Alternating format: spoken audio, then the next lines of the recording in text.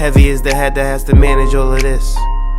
Hey everyone, welcome back to my channel. We're now incentivized to buy what we already buy. Fumbling through college had me building. I also got some done on the other side. And that was right around, I would say, May, maybe, right before renewing the lease for this property. Welcome to the channel, Martha. Thank you for having me here. Oh, I was going to say, I am getting up there and age, I'll tell you what. Bills paid by other people, life was never this good. I had to step back, knowing that it's... Do you want to earn more money? Do you want to escape that 9-to-5 job that you've been begging for a raise? You've been asking for more money. You've been trying. You've been searching. But you cannot escape that same ways that you've been getting for the last 2, 3, 4 years. You're just kicking the bucket down the road. Maybe they want to pay you 25 cents, 35 cents more because that's all you're worth to them. And you're frustrated. You're done. You want to move on, but you can't because the job market sucks and you know it.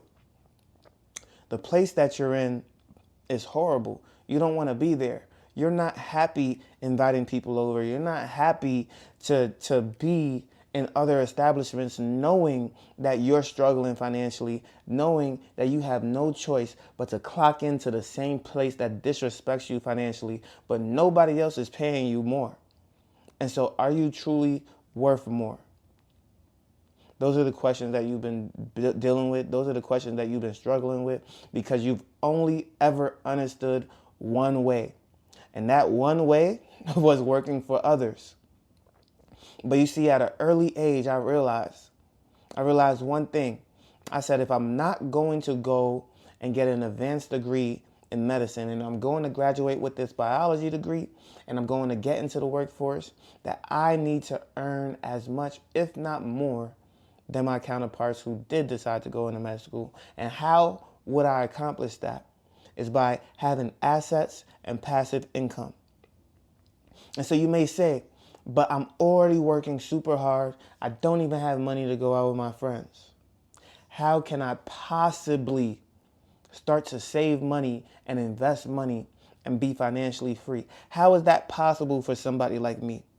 How is that obtainable? What actions can I take? What steps can I take? I'm about to tell you all of this right now because it is so important for those who truly want to change their life to go through this and really, really be dedicated and to their own understanding and to their own financial. You don't know what you're capable of. You don't know how good you can be. And all you needed was to listen to somebody really tell you that if I can do it, you can do it too, because I didn't have not nearly all of the knowledge that I had when I first got started. And so the first thing I want to advise you of is to cut costs. You might be saying, how can I cut costs? I live in a 1-bedroom apartment by myself. How can I possibly cut costs? It's very simple. It's very simple, especially if you're single and childless. You can still have a roommate. Yes, I said it. You can still have a roommate even in a 1-bedroom apartment. You can also move into a different type of living situation where multiple rooms are being shared. And then, yes, you don't have your own space anymore. You have to share a shared living space, but your income, your expenses have drastically decreased. There was a point where I even contemplated buying a vehicle in order to deliver pizzas because I knew it was a financially smarter option for me. But I decided to go into security instead when I was still in college, and I did not buy that vehicle at the time.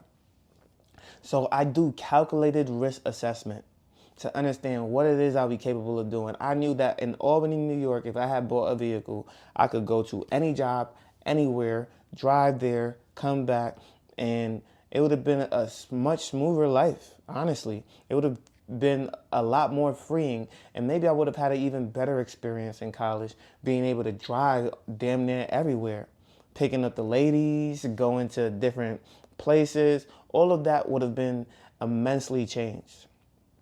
And so I say all that to say, sometimes you got to take those calculated risks, not for the fun, but for the financial increase in your own life.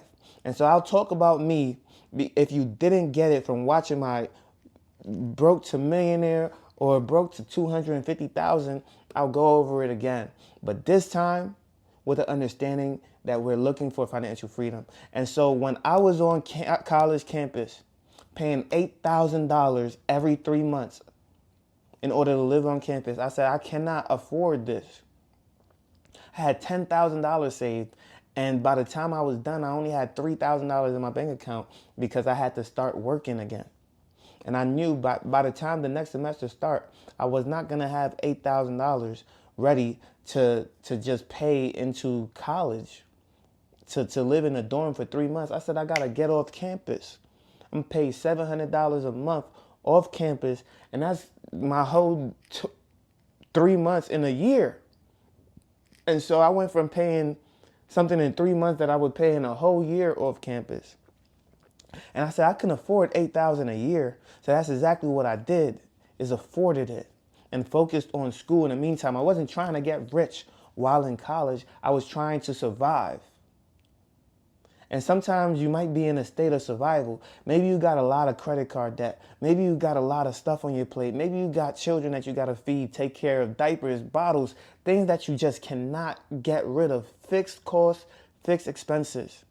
Not everything is a fixed cost and a fixed expense. And as a man, we're not making excuses. As a woman, we're not making excuses because you can do it too.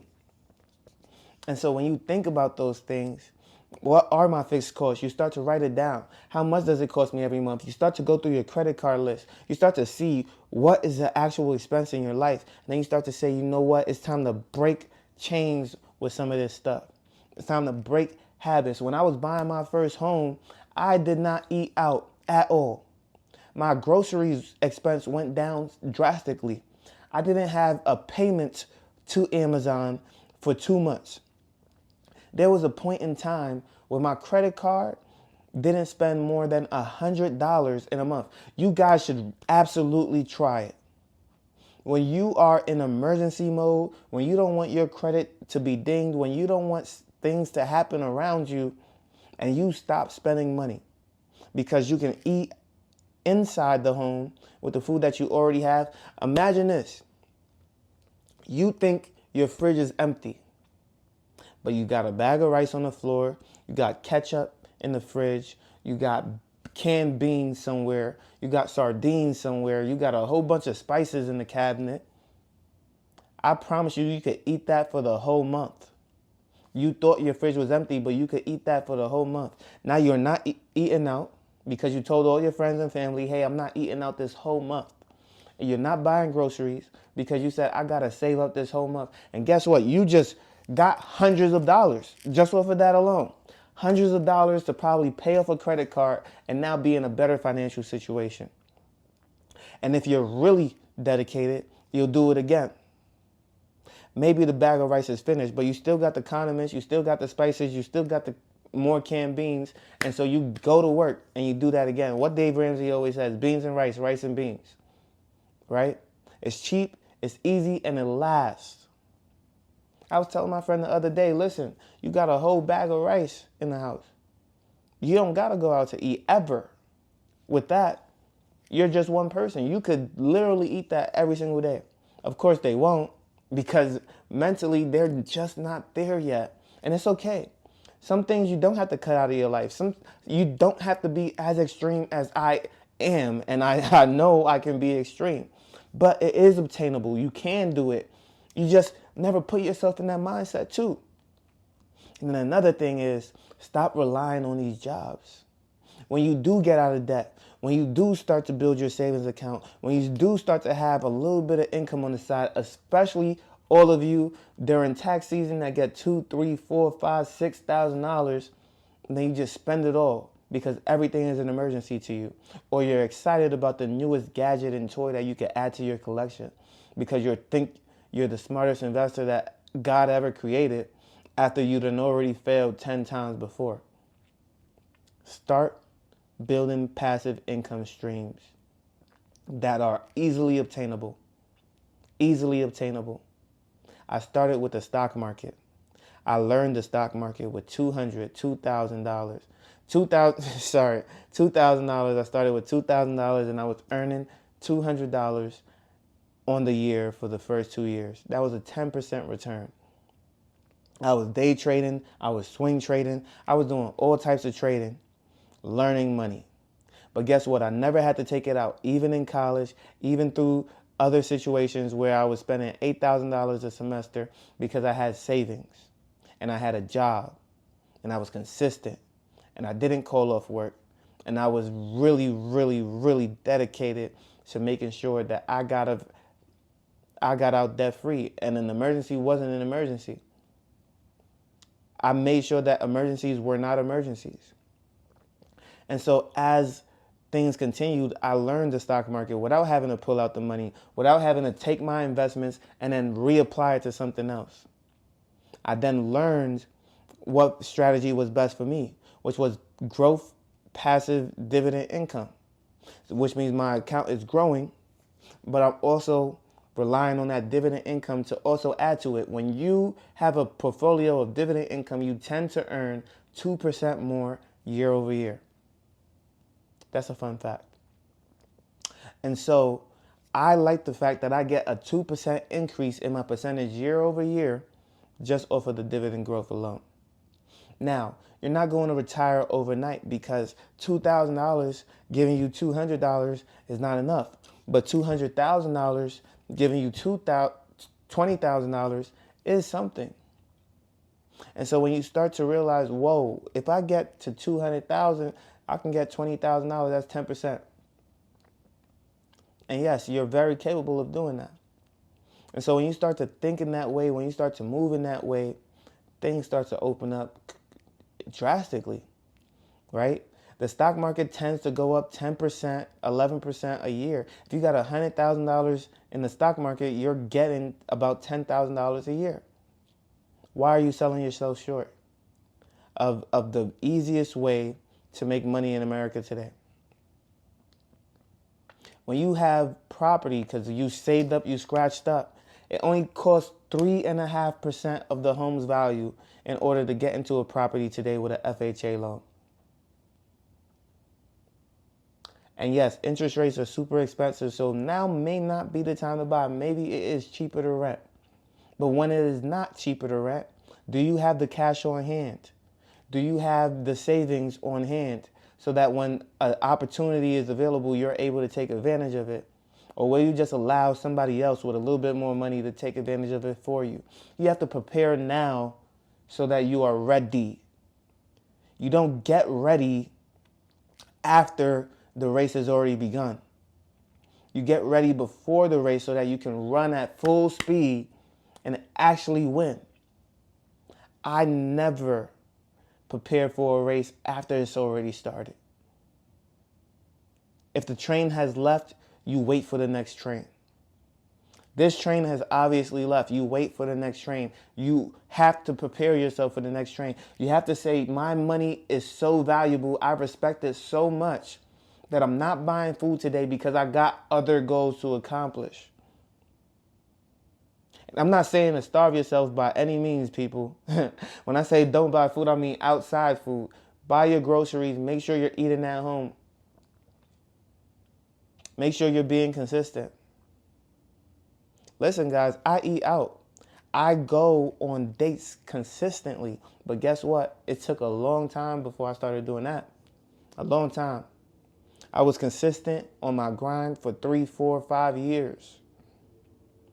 Consistent on my grind. I didn't care about going out with others. Now I do it just because I want to. Now I do it because it's cool to just have a companion when you're out eating.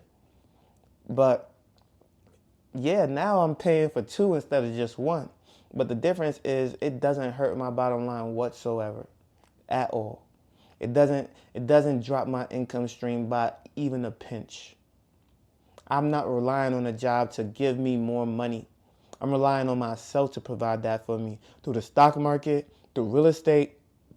If you're somebody who wants to buy and sell cars, through that as well. But that's not as passive as the things that I do. I barely have to check on my properties, if at all ever. After June, man, the properties just are on autopilot. The stock market, I check that in December, and that's it. You understand? So I check these things like once a year each, and then boom, they're off to the races for the next 12 months. You gotta get there. You got to get there, because financial freedom is around the corner when you start to build that up. And yes, it sucks starting with $100, $200, $300, and only making $2, $3, $4.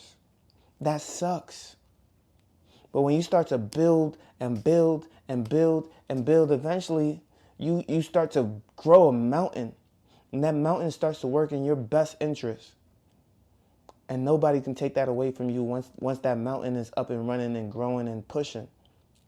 And so I say all that to say, do not be discouraged. Do not allow anybody to knock you off your pivot. If you got to replay this video 100 times, do it. I don't get 100 views from you doing it, but it's for you. It's for you to be as successful as you can possibly be, and you are capable. Because I did it, you can do it too. I am no better. I am no better. So if you like this video, make sure you leave a like, comment, and subscribe to the channel. You know I post on YouTube, Rumble, and Spotify for podcasters. And I can't wait to see you on the next one. Peace.